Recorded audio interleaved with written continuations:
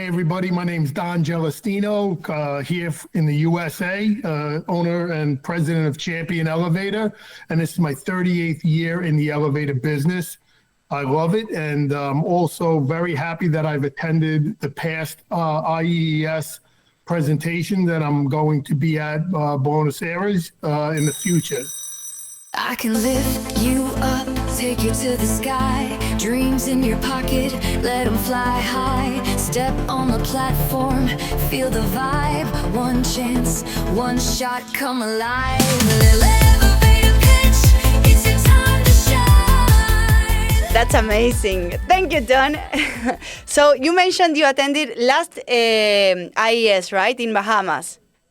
Yeah, it was my first one. I've never been to any of the other ones. The Bahamas was absolutely amazing. Every speaker, I learned something. I connected with a ton of vendors, a ton of people. Saw a bunch of my friends from the US and from Italy and Germany and other parts of the world, all at that great place. And the presentations and the presenters were absolutely terrific.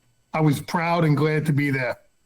That I was there. I had the luck to be there actually, and you made yourself a presentation, right, of US, basically the situation in United States.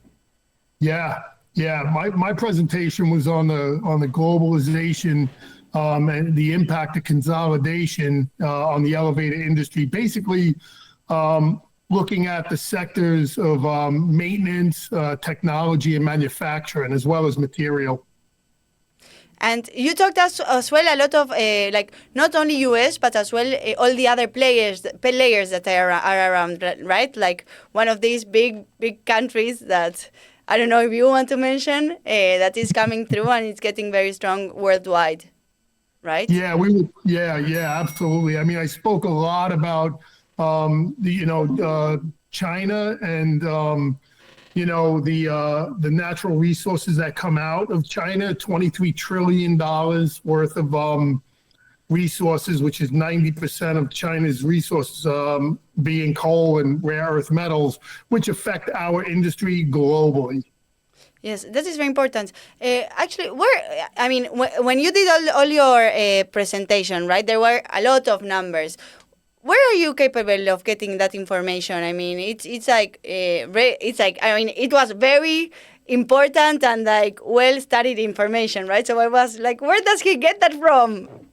Yeah, so when I am asked to do a presentation, I really take it super personal, just like the way, we do elevator maintenance with our customers. I probably spent at least 100 hours digging through research, interviewing people, talking to people, fact-checking everything that I put into my presentation. Because the way I look at it is we all have been tasked to speak and educate each other about whatever topic it is. So my position on that is if I'm going to bring something to other industry leaders, other people in our industry that are going to use this information, I want to make sure that they're getting the right information.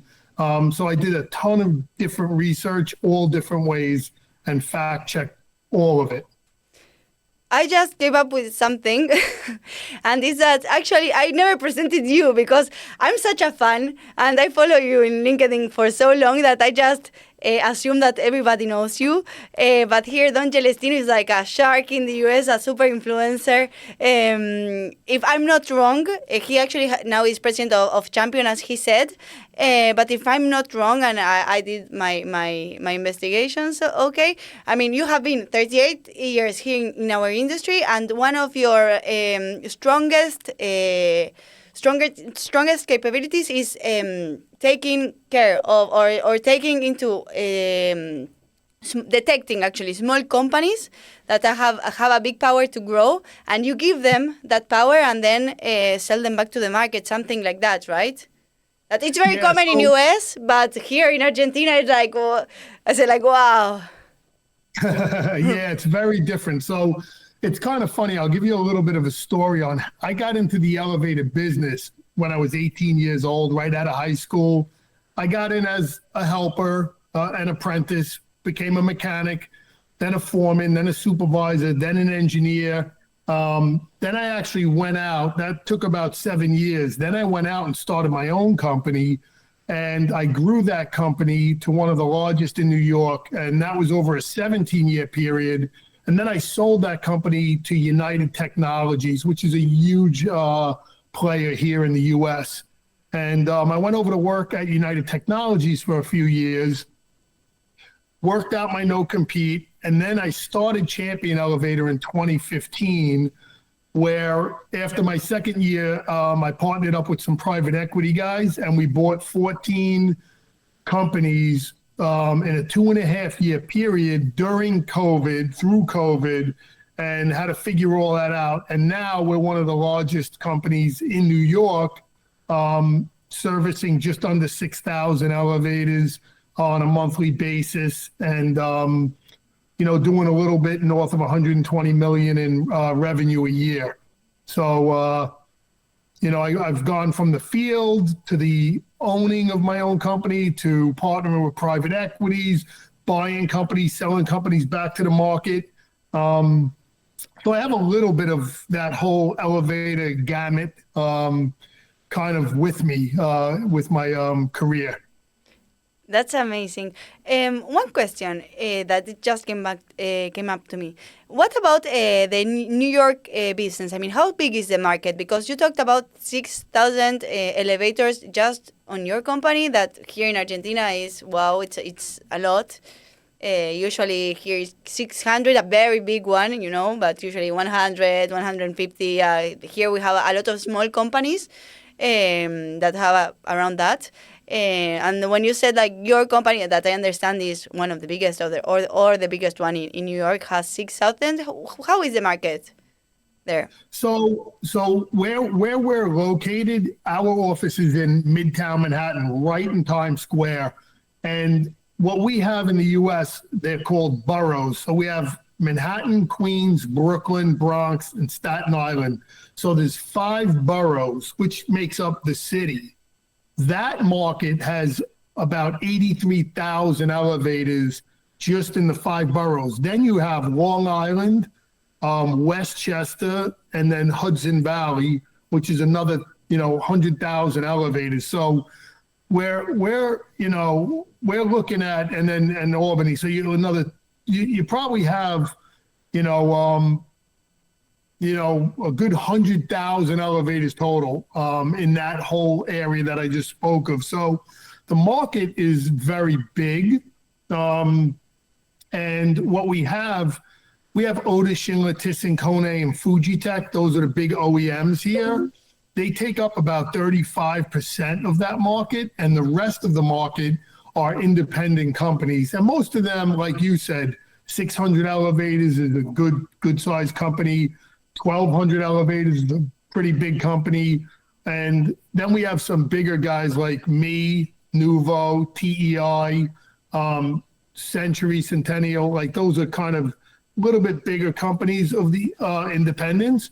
But a lot of them, there's a ton of companies that have 200 or 300 elevators. That is similar then.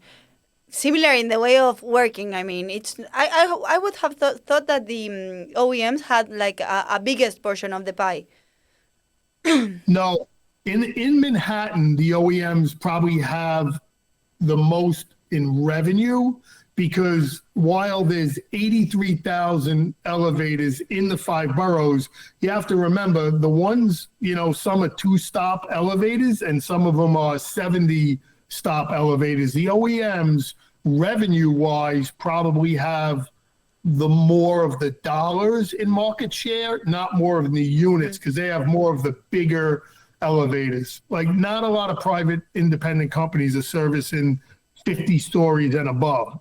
We do it, DEI does it, American Elevator Group, Nuvo, Centennial, Century, PS Marcado, just a few of us get into that market. And so the OEMs like Otis, Schindler, and Kone, they have that bigger market for sure. That makes sense. And do you install as well or just maintenance?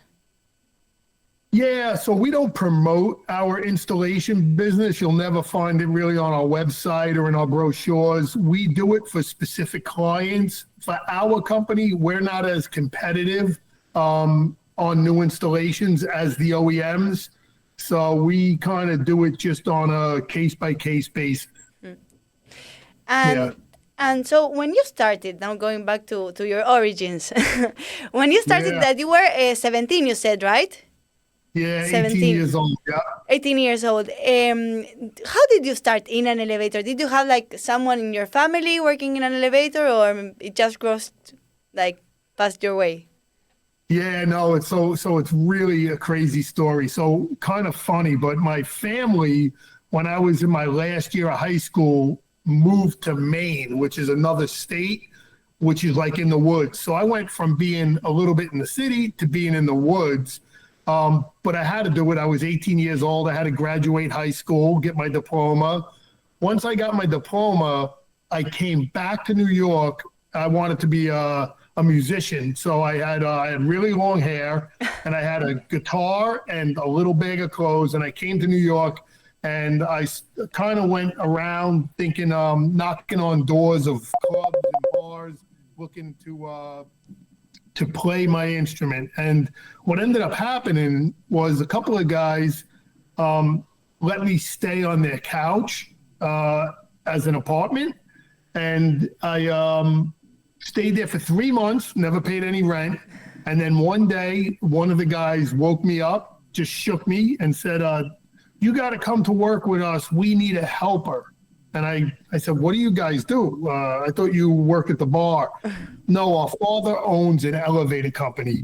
So I said, all right, if these guys are asking me to come to work with them and I haven't paid rent in 3 months, I guess it's time for me to go to work. So I had to put the guitar down and go to work with these guys. And I have to tell you, my whole life, I always, I fixed things. I would play with wiring. I would build clubhouses and repair my bicycles and mini bikes. So I always played with tools. So that was very simple for me.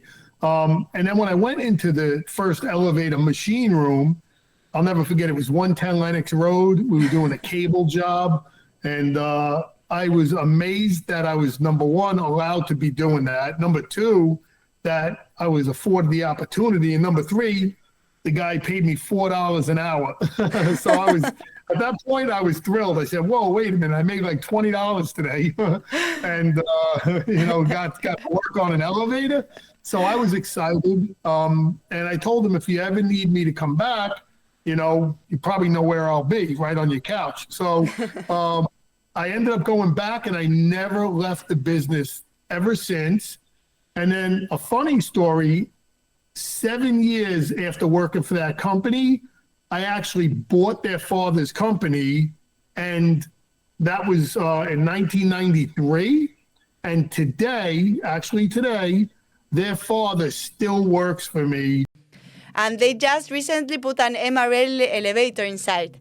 And you can book it, yes, and visit the building. And it's like a super narrow building, historic building. So that's a good thing to go. Yes. Nice. We can start again, Don, again, sorry. Okay. But I don't remember where we were, but that's a problem, right? Yeah. But now it's okay. We can change of subject. We were talking that the man you actually worked with, and then you got your company. Yes. Now he's working with you. What position does he have? Right now he's a director. So he's an actual director who is in charge of and signs off on our inspections, because there's a lot of inspections here in New York.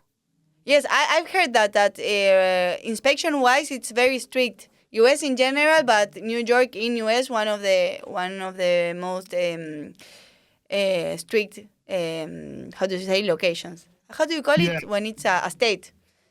Jurisdiction. Jurisdiction, yes. Yeah. And so now IS Buenos Aires is coming, and you will possibly be. You are for sure coming. That's for sure. Yeah. And possibly making a presentation. Yeah. I can't wait to do the presentation. I've been working on it now I don't know, maybe I've been working on it now for probably about 3 or 4 weeks. And the presentation that I'm working on, it's very interesting. And this, I believe, can be something that can help people and companies globally, because what we're going to do is we're going to examine how the alliance between OSHA and the elevator industry in the U.S. works. And I'll tell you a little bit of what that means, because a lot of people would be like, what? So in the U.S., every state, every town has different safety rules, and every elevator company does things differently when it comes to safety. Now, most of the elevator companies understand that there's what we call here in the US the 9 absolutes, which is lockout, tag out, jumpers, certain little things that are kind of like the safety common sense. But not every company has the same policies and procedures on how to carry out their safety training and when to train. Should they have classes every week, every day, every month, once a year? Nobody's doing the same thing. So when there is an accident, what happens is there's an organization called OSHA that has to come in and do the investigation. And one of the issues with that is OSHA is a health and safety organization. They don't understand elevators. They don't understand our confined space issues and stuff. So they look at us through a lens of general safety. So what's happened is more recently, over the past 5 years, there has been an alliance between the elevator industry, which was the NAEC, the IUEC, which is the union here in the U.S. that has mechanics and teachers, and the elevator, the NAEC, OSHA, and they all have come together to create kind of like a rule book within OSHA for elevators specifically. And that's never been done before, ever in the country. And it's a way that the elevator industry and OSHA come together to understand and know how to investigate a situation. And a situation could be, it could be a little amputation of a fingertip, or it could be a fatality. But there's going to be a rule book and a way that they could talk to each other and do proper investigations. And that's something that all elevator companies then can set their standard to, and they can set their safety programs to. So I think in the US, that's an amazing way to start to bring everything in and make the world here in the US safer, but also sharing this concept with other countries outside the US. I think it becomes an eye-opener. Like, it's something that I don't know if anyone's doing out there. I certainly know in China, it's not even a thought. They have basically a fatality a day in China in the elevator business. It's that bad. So we have to fix. The way I look at it is, in the US, we have to fix our situation to make it what we consider would be the best. And again, I feel it's part of my job, being 38 years in the business, and a steward of good, safe practices, to get this message out there globally so other countries could start to say, whoa, that's a great idea. And hopefully my presentation is something that's well received, and maybe, you never know, it can help a lot of countries, and that in turn helps a lot of people, and it makes a lot of jobs safer for people working on elevators. And I think it will make just the riding public, anyone that uses an elevator, will be in a little bit of a safer situation. And I'll tell you the truth, if I hit on 10% of what I'm about to present, I will be very happy and know that I've done a good thing on a global scale.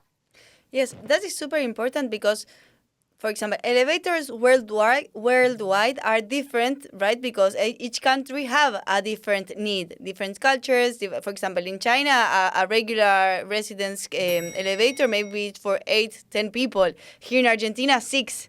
I mean, and that's just like how it is. But security is the same everywhere. So same thing with the normatives, right? I mean, when you say China discusses something, Europe discusses another thing, US another, Latin America another. Indeed, the problem is always the same, right?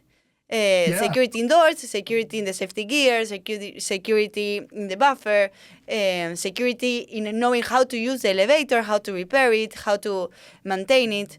So for that, it's not different because the elements are the same. What it changes indeed are mainly the technical characteristics, but are the same everywhere. I mean, maybe for China it's 2 meters per second, Argentina is 1, the normal standard. That is the difference, but not the security. So I'm really excited now to watch your presentation. Yeah, I can't wait. You know, it was kind of funny because last year, when I was handed the topic on, globalization, the impact, on the industry through globalization, and it was such an interesting topic, and I dug into it, and I learned a lot more just in general. And then now doing, the synergies between OSHA and the USA, strengthening safety. I know a lot about it, but now as I'm digging in more, I'm finding out like how everything started, how it came together, what's the future, how we're going to it's actually, for me as an elevator industry professional, it's actually making me even better to be able to present this and make the industry better. And I got to tell you, it's super exciting, and I can't wait to be able to present everything that I'm working on. It looks super exciting. And as well, what I always took, I went to a lot to IES, IES symposium around the world. I went to Barcelona, Edinburgh, Bahamas. And from every symposium, I took something different, because as well, there are colleagues that talk about elevators and safety in elevators. As well, there are people from outside. For example, I always remember your presentation was super interesting because of course, I know very little about US, so it was like an eye opener for me because it was. That's why I said, where did he get this information from? Because it's not information that it's easy to look up, right? And as well, I remember a doctor that was talking about AI and talked about this dispositive that went in the elevator and could like analyze what was going inside the elevator and what floor they were getting, and if they were fighting or they were fighting but not in reality, like just like pretending. So AI it's taking a very big foot in all of this, especially in US, right? That is like one of the most important countries. It's kind of funny because as I was walking down the hallway, going to the presentation. That was a big hotel. I didn't know where I was going. And there was a gentleman walking, and he looked like he was looking. He didn't know where he was going. And we got talking, and it was a gentleman from Airwave, and he was doing his presentation. Yes. And I got to tell you, I had a great conversation. We walked together to the room where we were going to present. Seemed like a terrific person, very well-rounded, very knowledgeable, had a real passion for AI. And AI to me, like, listen, I'm 57 years old, maybe like the kids, AI is more in their blood. I'm like just learning about this stuff. And, so I was really excited to see his presentation and just watching him show how AI can take a blueprint and kind of turn it into a troubleshooting tool that could tell a technician based on the blueprint that it was stored where to start looking for the problem. To me, I was blown away. And that's something when I was flying to the Bahamas, I would never think I would learn. And when I left, I landed, and I got to tell you, we had that gentleman up at our office in Manhattan, presenting to our staff in the maintenance department. Within like a month, he was in my office doing a presentation. And that's where the value of coming to IES and seeing these presenters and learning, you're learning something right there that could, make your company safer, make your company more profitable.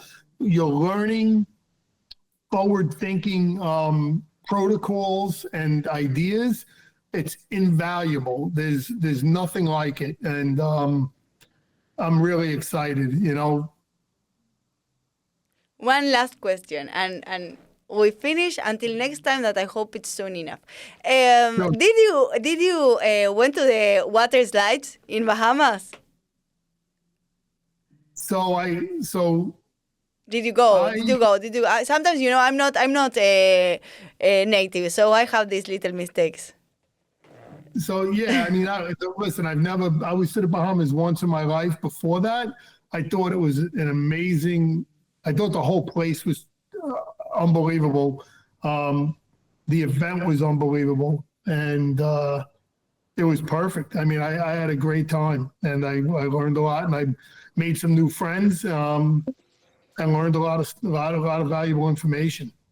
And no water slide. And what? No water slide between the sharks? Did you jump from the kamikaze? No, yeah, it was great. Okay, that's amazing. Thank you very much for your time. I know you are super busy, but it's been amazing. Yeah, and anything you guys need me to do, I am here. And I'm really looking forward to seeing everybody. Thank you very much. We do too. Bye-bye. Bye-bye, Don. Have a good day. Bye-bye. You too. Thanks for joining us on this vertical journey. If you enjoyed the episode, subscribe, share, and connect with me on LinkedIn as Alea Guillemi to spark innovative ideas. Don't stay on the bottom floor. Join us for new heights. I can lift you up, take you to the sky. Dreams in your pocket, let them fly high. Step on the platform, feel the vibe. One chance, one shot, come alive.